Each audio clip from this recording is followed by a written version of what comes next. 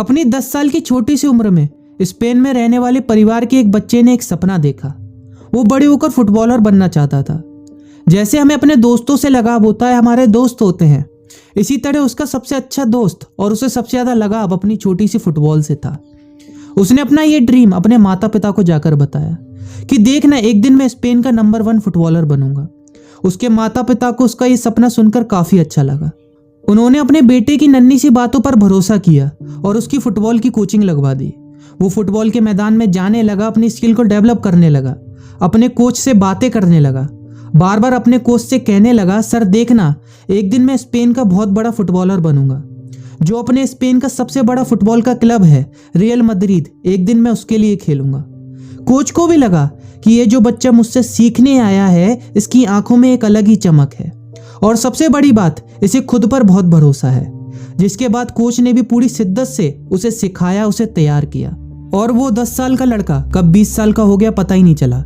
और इन 10 सालों में वो अपनी फुटबॉल की स्किल को इतना डेवलप कर चुका था कि वो दिन भी आने वाला था जिस दिन उसे स्पेन के जाने माने फुटबॉल क्लब रियल मैड्रिड में शामिल करने वाले थे।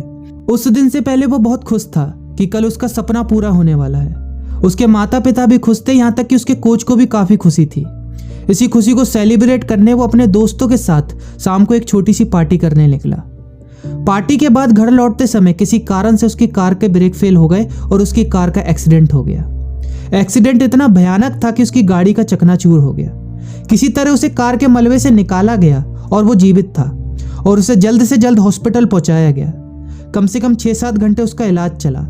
6-7 घंटे बाद उसके माता पिता के पास डॉक्टर आया और उसके माता पिता से कहा कि आपका बेटा ठीक है, लेकिन आपका बेटा कमर से पैर तक पैरालाइज हो चुका है।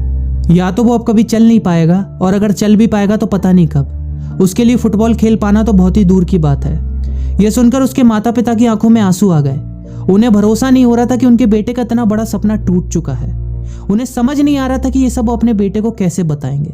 लेकिन उसके माता पिता ने हिम्मत जुटाई और अपने बेटे को ये सब बताया और उसे समझाया कि बेटा, इस घटना के बाद तुम्हारी आने वाली जिंदगी में बड़ी मुश्किलें आएंगी और तुम्हें इन सब का सामना हिम्मत के साथ करना है, हारना नहीं है। जब उस लड़के को ये सब मालूम पड़ा तो वो बहुत मायूस सा हो गया, उदास रहने लगा। उसे समझ नहीं आ रहा था कि अब आगे क्या होगा।